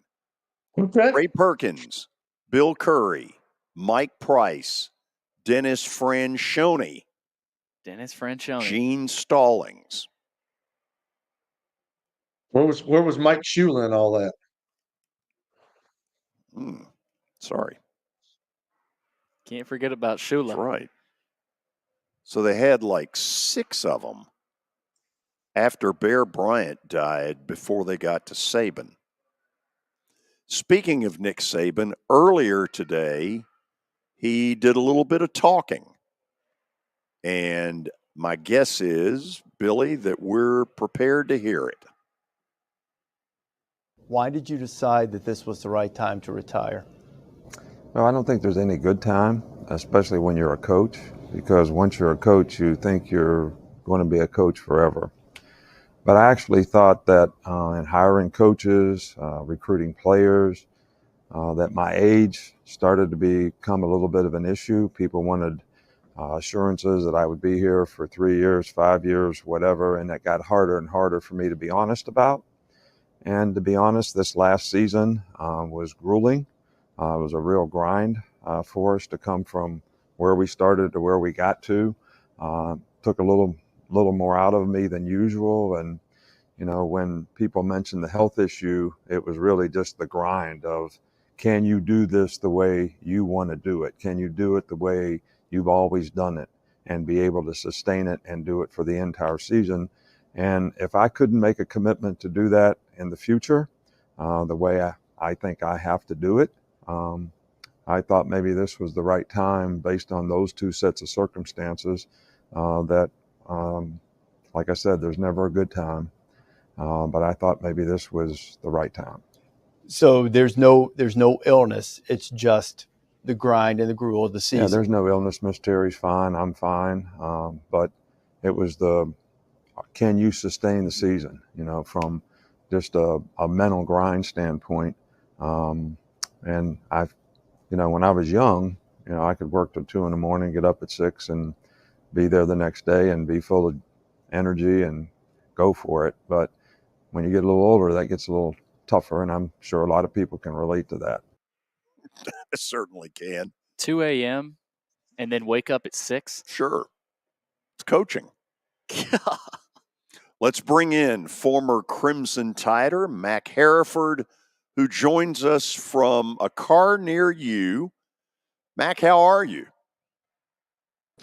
George, I'm doing great. Yeah, I unfortunately, because of different things of the day, had to do this one from the car, but I'm doing great. How are you doing? So you have not been pulled over by the highway patrol?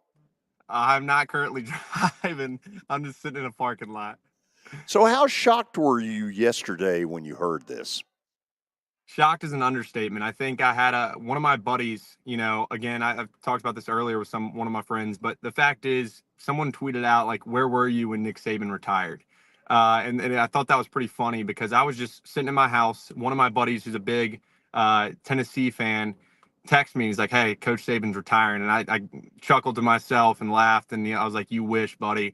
And then a couple of minutes later, what do you know? ESPN notifications start to come up on my phone. And I'm like, he wasn't joking. Coach Saban is retiring. And I think that it was like one of those things where it's pretty surreal. You know, there's multiple moments in my life where kind of I'm in the moment and want to be able to capture the moment, what the feeling is. But it's almost like you can't understand it or grasp it.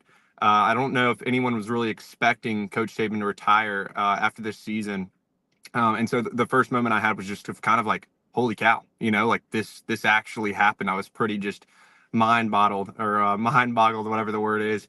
at the time, and still today, I'm still in kind of a state of like, wow, this really happened, and Coach Saban's really retiring. I don't think it's gonna, sink in until a little bit longer and later down the road. Yeah, they had a meeting at 4:00, and apparently Saban said he was deciding as late as 3:55 which speech he was going to give to the team. Oh, wow. So, wow. Yeah. Do you think if there were not the words transfer portal and NIL, that he would coach next year? We can play, like, I think everyone loves to play like the what if game and decide whether it's, would Coach Saban keep playing if these weren't in the situation. But the thing to me is, like you just heard in that press conference, is, there were certain factors. Maybe those had a little bit to do with it. But I think I don't necessarily think they had that big of a play in it, because I think, we've seen things change throughout Coach Saban's tons of seasons at Alabama. He's coached there for multiple years, and he's been able to adapt every single time that people think he can't. So maybe it's just, again, like a combination, like you said, of getting older, things getting tougher. Those are definitely variables that are added into the mix. But I don't think they had a huge play on whether he was going to retire or not.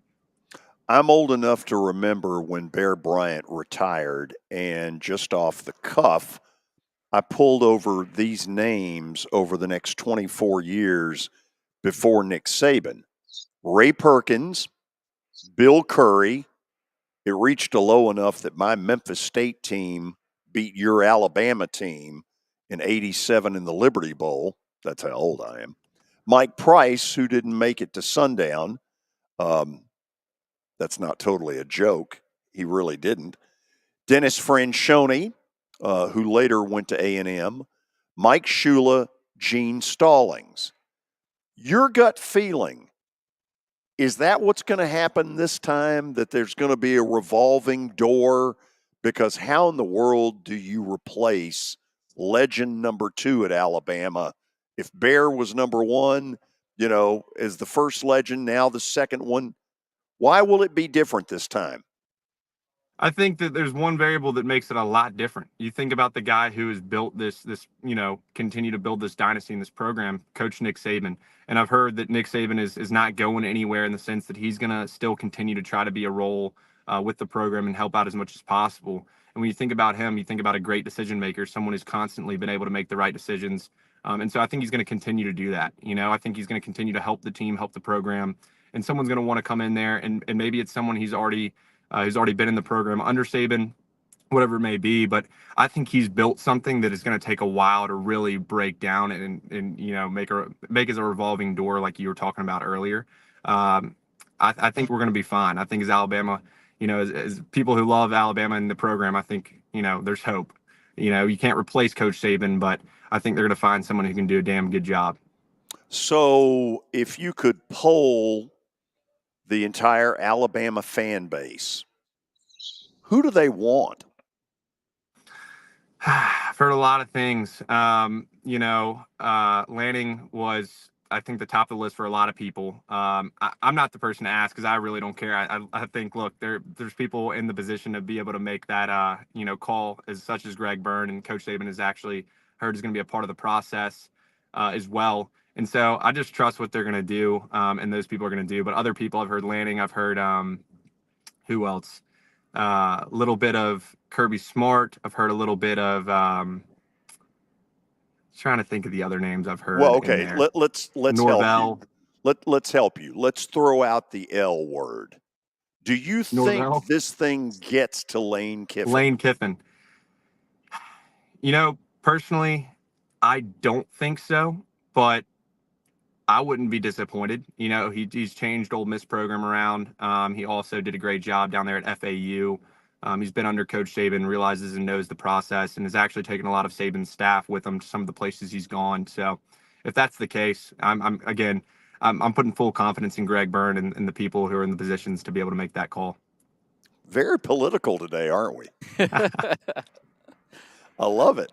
So if Nick Saban is part of this process, if they're going to run names at him up the flagpole, you know this better than I do. What are his feelings about Lane Kiffin? Honestly. That's a tough question. I mean, that's one I'm not trying to be all political today or anything like that, but that's one I truly don't know the answer to. I mean, it was a love-hate relationship. I feel like, he chewed Coach Kiffin out all the time at Alabama, but I also think that's a love thing. I think when someone wants someone to improve and do a better job, they're gonna rip into him and chew him. But also, Coach Kiffin did a great job multiple times making calls and doing things that Coach Saban really liked. So love-hate relationship. And, I think Coach Saban's going to take personalness out of all of it, and he's just going to help choose the best candidate. This is a recording. I feel like this is Greg Byrne. Wow, yeah.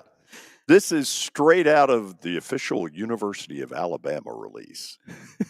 Okay, Kelly, your witness. See if you can do better. Well, you just took my question. So do you think he'll? I mean, like he's got so much leverage at that place, and he's such a legend, obviously, and he's backing away. And you said he's going to be part of the organization a little bit, but do you think that the AD relies totally on his decision because like he's built something there and he wants to keep it going? Do you think that he's the one maybe making the head coaching decision? It's a good question. I mean, like I said, from what I've understood and what I've seen, it could be completely wrong, but like I said, I've heard that he will be a part of that process in some sort of shape, way, or form. And if that's the case, I think we'll have heavy pull, and obviously Greg Byrne and others will take into consideration whatever he says. But I think it'll be a joint thing. I think that maybe, ultimately, I think Greg Byrne's going to make that decision at the end of the day. But I think obviously Coach Saban, if Coach Saban has a guy he's really thinking would be great for the program, and if he is involved, like I have heard and think he's going to be involved in that process, then I think, I mean, obviously he's going to have a major say. He built the dynasty. So that's what I would say to answer that question. I don't know if that's a good answer or not. So we've got him a little ago, spooked right now. Yeah, he's hey, we backed him into a corner, George, but it's okay. So 4 months ago, I said on this show, and we were all talking about that this is the worst Alabama team that he's ever had.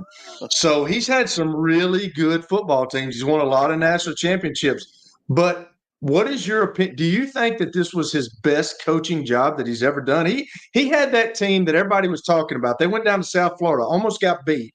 Jalen Milroe got benched. He made the most progress of any young quarterback that I've seen. He's a running back playing quarterback that can throw a little bit. But I mean, what do you think that? I mean, he got that team within one game of the national championship. Just what kind of job did he do?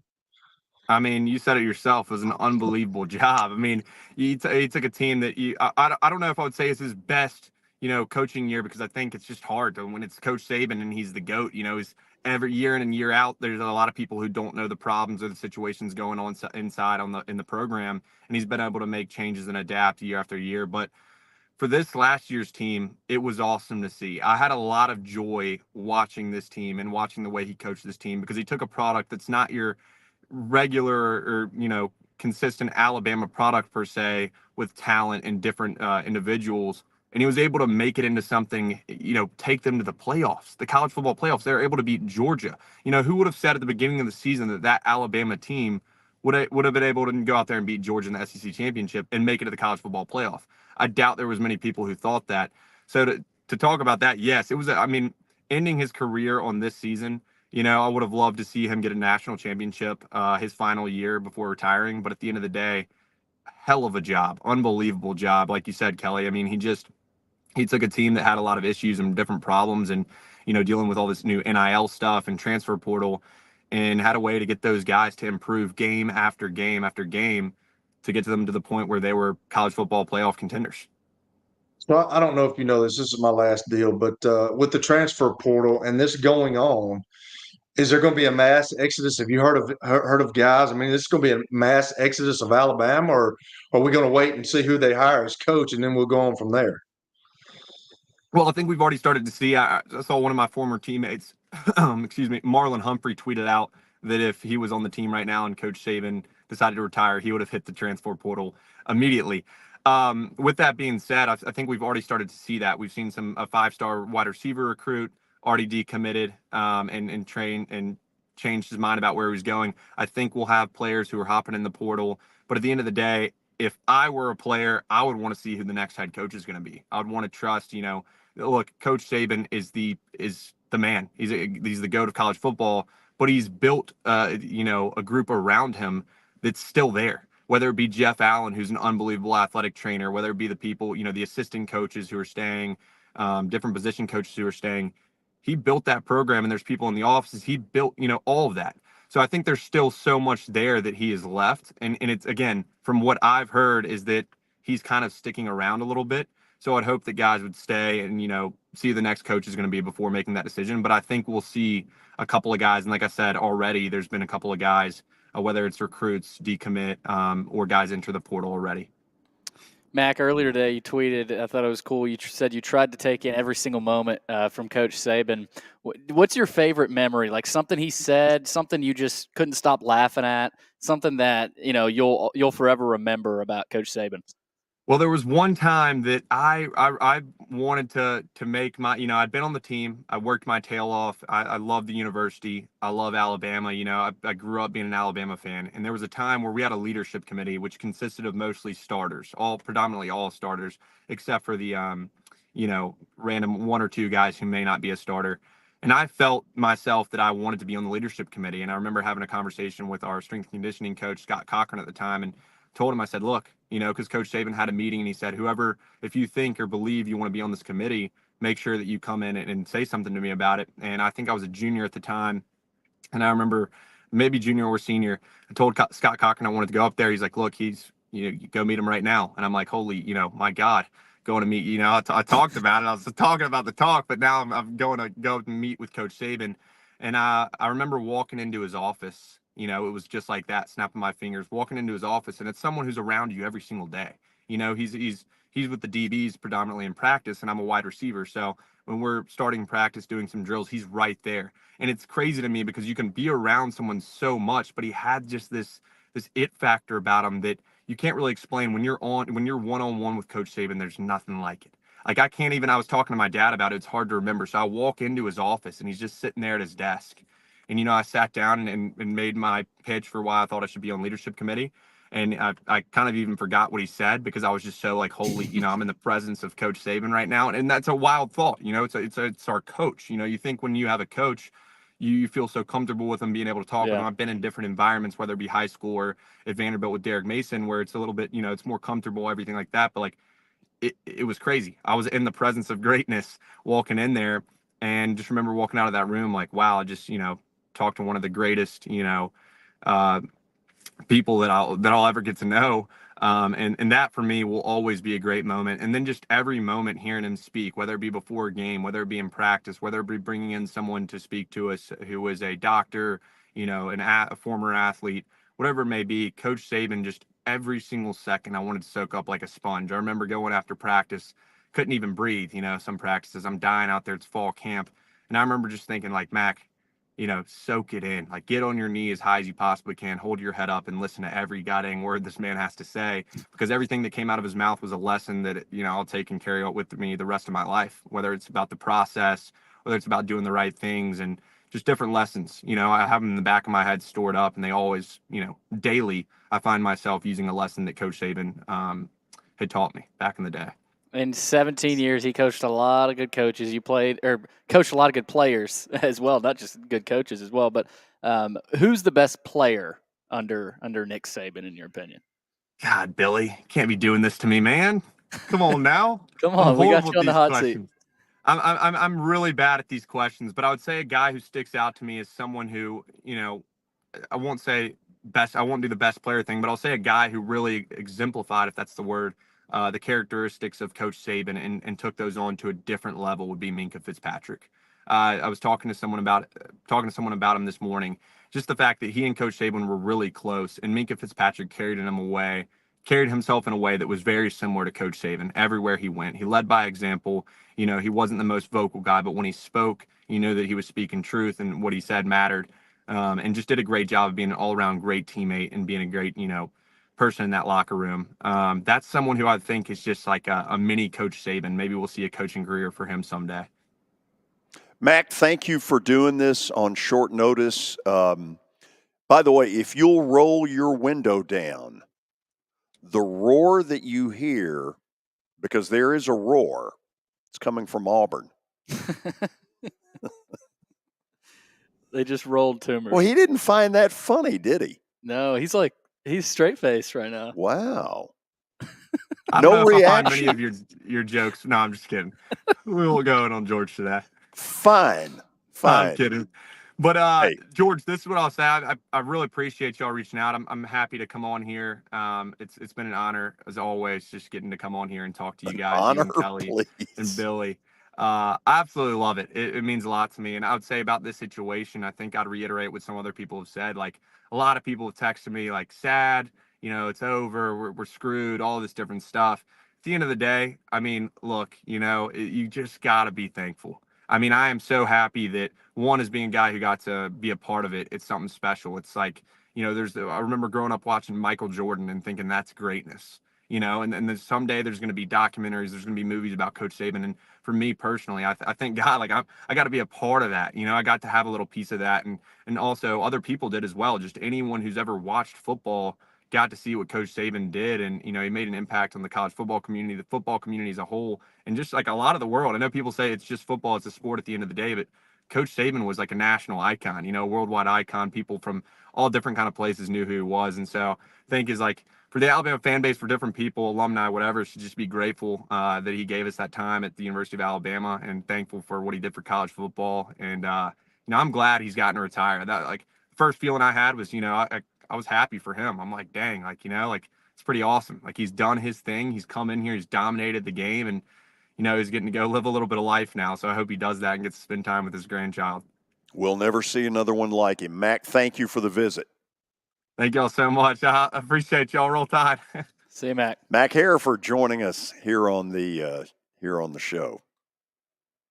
Mac was backpedaling He was backpedaling on a couple questions, wasn't he? I think Mac knows something.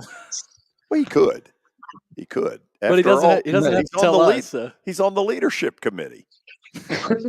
What more do you need? I wanted to know what Nick Saban said to him when he was sitting down. It's a little bit like when there was a game at the Bellevue Rec Center. I was on a City League team, and our team had some really good players, and I was not playing at the time. And the other team scored 6 in a row, and I got off the bench and called timeout. And during the break, Bruce Elder yells at me. He goes, "You don't play enough to call a timeout." I thought it was interesting how Mac did say he got into the office and, didn't even remember what he said. It was a good point. This is Nick Saban. That's his coach. But it's also Nick Saban. Well, y'all have heard the story of my one dealing with Coach Saban. I came up with a question. Oh, it was crazy. I haven't heard this. They had just beaten Clemson for the national title in a game where Saban onside kicked after a touchdown, and it sort of changed the mojo of that game. So several months later, they're coming into town to do what do you call it? The caravan stop. And we're at a hotel, and Eli Gold tells me Saban is coming on your show. And I said, nobody's told me anything. I'll believe it when I see it. Well, damn, there he is. He shows up. And so I said to him, you may not like this question. He said, ask whatever you want. I knew we were in the off season when he said that. I said, a lot of people feel like that the mojo of that title game changed when you elected to onside kick. And he says to me, I agree with that. It did. And I said, okay, here's what I want to know. When you made that decision that night, you had 4 national titles under your belt. If you had had 0, would you have onside kicked? And he looks at me and he goes, that's a hell of a question. And I said, well, what's the answer? And he goes, I don't know. He said, but I can promise you one thing. He said, tonight, while I'm sitting at that head table, before I speak, He said, I'm going to be thinking about your question. Well, after the interview was over, we go to the commercial break and we take the headsets off, and he looks at me and he goes, that was a hell of a question. He said, nobody has asked me that. That's my one dealing. I'm 1-0. Man. Yeah, You're I'm good. 1-0. You got a compliment from Nick Saban. How about that? We'll go to the break. He would not compliment the plaster picks of the day because I don't think last night was all that good. No. Stay with us. Convenience and value, 2 words that we expect when we do business. Our goal at JHA Company is to deliver just that, both to our school partners and to our customers. Whether you're purchasing photos, yearbooks, class jewelry, letter jackets, school spirit wear, or senior graduation products, we strive to make the experience easy, convenient, and cost-effective. Find out more at jhacompany.com or call 615-867-6345 for more information. JHA, one source, one company. Star Physical Therapy was established in 1997 with one great mission: to serve. If you're hurting, don't wait to receive physical therapy. You don't need a referral to see their physical therapist, and early morning and evening appointments are available. Make the call to 615-673-1420 and get rid of that pain. Star Physical Therapy, the official health provider of Football Friday. Over the years, more men have started to seek help for hormone deficiencies and imbalances, and Dr. Jeffrey Lodge and wife Daphne, along with their experienced staff, give men the treatment required to improve their quality of life, improve your immune system, energy level, cognitive function, and more. There's no better time to achieve a healthy lifestyle. What are you waiting for? Give Cool Springs MD a call today for an appointment at 615-486-3458 or visit the website coolspringsmd.com. Family owned and operated for more than 2 decades, Alaco Fine Wood Floors is Nashville and Middle Tennessee's choice for premium quality hardwood floors. Since 1995, Jimmy Alaco and his army of employees have embodied the approach of taking pride in one's craft and providing superior customer service, growing from a one-man shop to a team of 23 professionals who share the founder's passion for quality craftsmanship and customer satisfaction. If you are interested in contacting them, you can find their headquarters at 2505 Winford Avenue in Berry Hill, or give them a call at 615-356-0303. Again, that's 615-356-0303, or log on to alacofinewoodfloors.com. Alaco Fine Wood Floors, serving Middle Tennessee's hardwood flooring needs since 1995. You were in a crash. Yeah. Your kids were in the car with you. We're very lucky to even be telling this story to you. Nikki treated us like family, and she was very caring and loving, and I'm just so grateful for that. She was somebody I could trust, and being a veteran, that's so important to me. My kids are going to have a better life now because I don't have to worry about those expenses that we were out. Your family has really created a legacy of trust, and I would recommend you to anyone.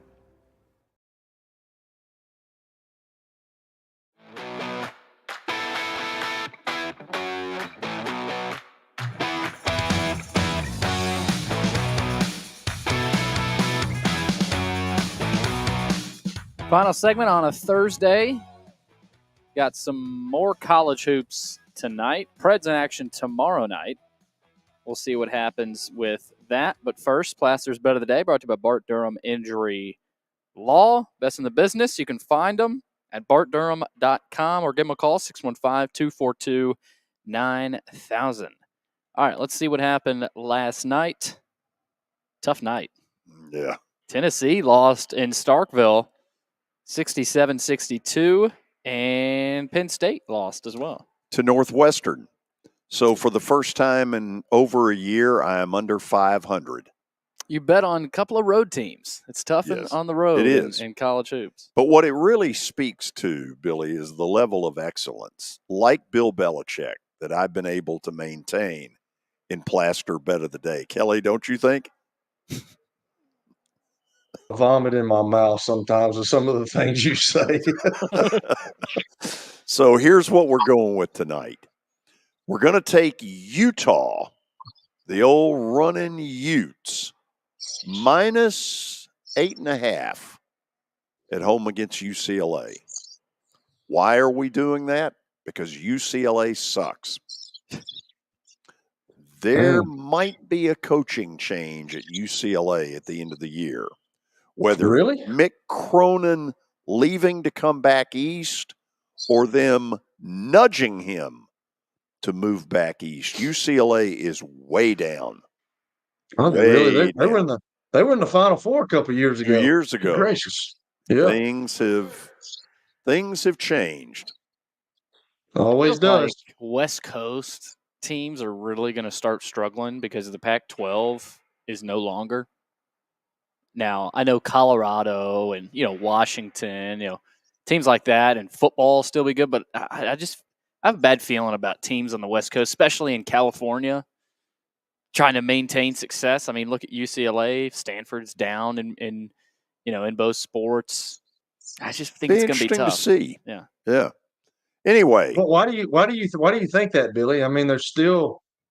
I mean, think about it. Like, how many teams in the West Coast do you think in basketball or football are really good? Like, Oregon, Washington, they'll be in the Big Ten, yeah, but like in the state of California.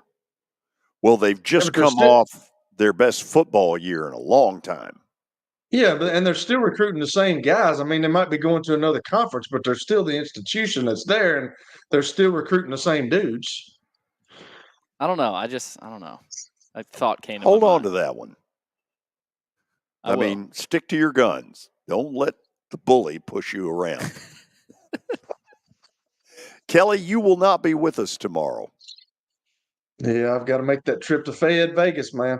Okay. Drive safely. Never heard that one. However, we have a show to do tomorrow, and we will do it well. In lieu of that, we'll just simply do it. See you tomorrow.